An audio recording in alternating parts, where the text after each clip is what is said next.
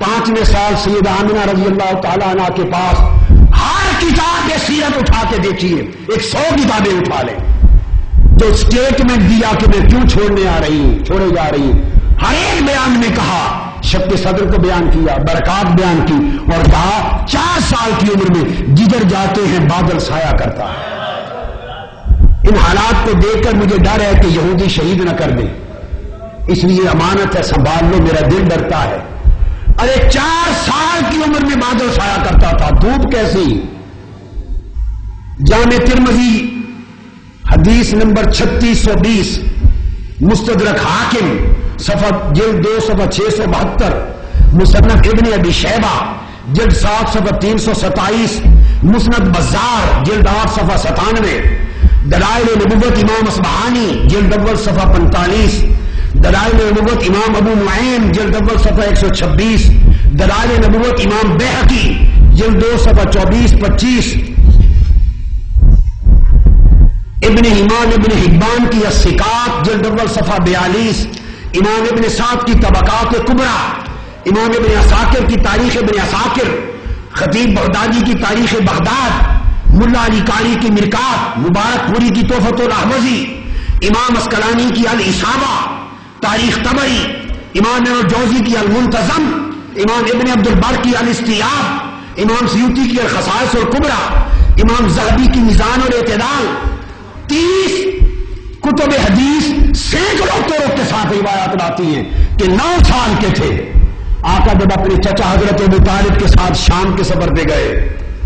और राहिब बहीरा राहिब ने देखा, उन्हें कहा वापस ले जाओ, ये नबी आखिर ज़मा है।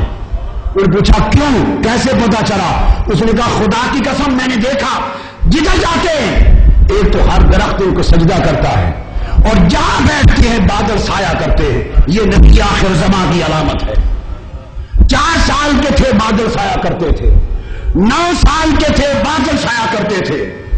मेरी बात समझे? अरे 25 साल की उम्र में कुतुब उठाइए, जब हज़रत खदीजा कुबरा रज़ी अल्लाह ताला अन्हा के माल तिजारत के लिए शाम गए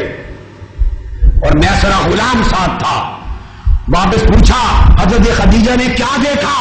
उसने कहा खुदा की कसम जहां जाते जब धूप होती बादल साया करता था। और छत पे चढ़ गई थी खदीजतुल कुबरा रज़ी अल्लाह ताला अन्हा सहेलियां लेकर, जब इतला मिली कि आका आ रहे हैं। जब हुजूर मक्का में दाखिल हुए, ऐन चिलचिलाती धूप थी, खदीजा कुबरा रज़ी अल्लाह ताला अन्हा ने खुद देखा कि बादल साया करता है। इसी बादलों के साए ने फैसला कर दिया कि पैगाम निकाह भेज दूं। तो आका अलैहिस्सलाम पर तो बादल का साया बचपन से ताबत था, तो धूप के लिए किसी चादर का साया तानने की जरूरत न थी, तो फिर चादर का साया क्यों किया? धूप सबब न थी, चादर का साया क्यों किया? और साथ ये भी सबब न था कि आका कौन है, गुलाम कौन है, खादिम कौन है, मखदूम कौन है। चूंकि वो खड़े थे, हुजूर बैठे थे, हर कोई जानता है जो खड़ा है वो खादिम है, जो बैठा है वो आका है। और कोई चादर भी तो बिछाई होगी उन्हें हुजूर के बिठाने के लिए, मट्टी पे थोड़ा बिठाया होगा, तो बैठने का अंदाज भी बता देता है कि आका ये है। फिर जो गलत फहमी हुई और मुसाफिर हुए, वो गारे सौर की तवज्जो इत्तेहादी का नतीजा था। जो 3 दिन रात तवज्जो रही तो सिद्दीक़ अकबर का अपना चेहरा बदल गया था और चेहरा मुस्तफा का रंग चढ़ गया था। जाहिर बातिन मुत्तहिद हो गए थे, बावजूद कि आका बैठे थे वो खड़े थे, मगर मुशाबहत शक्ल सूरत में, जाहिर बातिन में मुशाबहत और मुमासलत गारे सौर की 3 रातों की तवज्जो ने इतनी पैदा कर दी थी कि न देखने वालों को समझ नहीं आ रही थी कि मुस्तफा कौन है, गुलाम कौन है। जब वो समझ गए कि मुशाबहत हो गई है तवज्जो निगाह मुस्तफा से, निगाह मुस्तफा से, और लोगों को मुगालता लग रहा है, तो चादर तान के खड़े हो गए ताकि हर देखने वाला ये अमल देखकर यकीन कर ले कि जो चादर तान के खड़ा ये गुलाम है, जो बैठा है वो आका है। ये उस गारे सौर की तवज्जो इत्तेहादी का नतीजा था कि जाहिर व बातिन मुत्तहिद कर दिया और अपने अहवाल व कैफियत में गर्क कर दिया। आका ने अपनी अहवाल व कैफियत में फना कर दिया और हुजूर के अहवाल व कैफियत की फनाइयत ने उन्हें बका अता कर दी।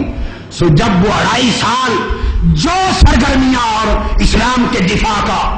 ایک سینہ سپر ثبوت اور ایک پہاڑ ناقابل شکست پہاڑ بن کے جب ابو بکر کھڑے رہے، وہ دراصل قوت صدیقی سے نہیں، قوت محمدی کے ساتھ کھڑے تھے، وہ تدبیر نبوت کے ساتھ کھڑے تھے۔ یہی سبق تھا وہ 3 رات غار ثور میں توجہ دینا وصال کے بعد کے ایام کی تیاری تھی۔ یہی وجہ ہے، بات ختم کر رہا ہوں، کہ جب آقا علیہ السلام کے وصال کے دن آئے، علیل ہوئے، ایک حدیث، کئی حدیثیں آپ نے ہمیشہ مجھ سے سنی، سہل بن سعد ساعدی سے مروی اور انس بن مالک سے مروی، وہ نہیں کہنا چاہتا، وہ میری المنہاج الصبی میں ہے، بخاری، مسلم، ترمذی میں ہر جگہ ہے۔ جب وصال کے دن قریب آئے تو آقا علیہ السلام علیم تھے، حکم فرمایا، عائشہ رضی اللہ تعالیٰ عنہ علیل علالت زیادہ تھی، اس میں تو فرمایا مرو، جاؤ ابو بکر کو کھڑا کرو نماز پڑھائے، حکم دیا نام لے کر، آپ 3 دن نماز پڑھاتے رہے، مگر میں اور حدیث کوٹ کر رہا ہوں، اس دن نام نہ لیا، فرمایا علیل باہر نہیں آ سکتا، کسی کو نے کہو کسی کو کھڑا کریں اور نماز پڑھائے۔ اب انہوں نے صحابہ کرام نے سیدنا صدیق اکبر کو آواز دی، ادھر ادھر دوڑے آوازیں دی، اتفاق سے سیدنا صدیق اکبر موجود نہ تھے اس وقت، مسجد نبوی میں اس وقت موجود نہ تھے۔ جب وہ نہ تھے تو انہوں نے سیدنا فاروق اعظم کو عرض کر دیا اور سیدنا فاروق اعظم کو کھڑا کر دیا۔ یہ سنن ابی داؤد ہے، حدیث سے صحیح کوٹ کر رہا ہوں، ابو داؤد کی، سیدنا فاروق اعظم کو کھڑا کر دیا۔ جب وہ کھڑے ہو گئے اور تکبیر پڑھی گئی، اور آپ کو پتا ہے تکبیر پڑھنے کے بعد امام کہتا ہے سووا صفوفکم واستقیموا واعتدلوا فإن تسویۃ الصفوف من تمام الصلاۃ، نماز سے پہلے امام بولتا ہے یا نہیں بولتا؟ تو سیدنا فاروق اعظم اونچی آواز تھی آپ کی، جب تکبیر پڑھ دی گئی صحابہ سب در سب کھڑے ہو گئے، اور سیدنا حضور بستر پر ہیں آقا علیہ السلام، سیدنا فاروق اعظم کی آواز سنی تو تاجدار کائنات اس حالت میں اٹھے اور سمجھ گئے کہ عمر نماز پڑھا رہا ہے، باہر تشریف لائے، وخرج النبی صلی اللہ علیہ وسلم حتی اطلع راسہ من حجرتہ، حتی کہ حجرہ مبارک سے سر عمر باہر نکال لیا، ثم قال لا لا لا، جب آواز سنی کہ عمر فاروق جمع کرا رہے، فرمایا لا لا لا، نہیں نہیں نہیں، فرمایا لا لا لا لِيُصَلِّ لِلنَّاسِ ابن ابی قحافہ وَيَقُولُ ذَلِكَ مُحْتَمًا، فرمایا میں نے اس وقت نام تو نہیں لیا تھا، مگر میں چاہتا ہوں شرع ابو قحافہ کا بیٹا ابو بکر نماز پڑھائے اور کوئی نہ پڑھائے، اس لیے کہ 3 دن اور 3 رات تنہا جسے توجہ دے کے تیار کر کے لایا ہوں، اس نے بڑے مار کے سر کرنے ہیں۔ آقا اٹھ کے باہر آ گئے بستر سے، لا لا لا کہتے ہوئے، ابو بکر پڑھائے۔ اس کے بعد ہر کوئی اپنے اپنے وقت پہ پڑھاتا رہے، لیکن آقا علیہ السلام نے جس کو تیار کیا تھا اس کو اس توجہ سے تیار کیا تھا، یہ فلسفہ غار ثور تھا۔ ثانی اثنین اذ ہما فی الغار اذ یقول لصاحبہ لا تحزن ان اللہ معنا، وہ مائیت عطا کی کہ اس میں فنائیت ہو گئی، اور اس فنائیت نے وہ بقائیت عطا کی، اور اس میں وہ استقامت عطا کی کہ پھر وہ قوت و تدبیر نبوت کے ساتھ اسلام کا دفاع کرتے رہے۔ صدیق اکبر رضی اللہ تعالیٰ عنہ کو رب کائنات نے حضور کے ساتھ مقام صحابیت دیا، اس میں مقام معیت دیا، اس میں مقام فنائیت دیا، اس میں مقام بقائیت دیا، اس میں استقامت عطا کی، پھر اس استقامت کے ساتھ پھر مقام صدیقیت دیا، پھر صدیقیت کی الگ شرح ہے، اور مقام صدیقیت کے ساتھ مقام مرتضویت دیا۔ صدیق اکبر کو کہا کہ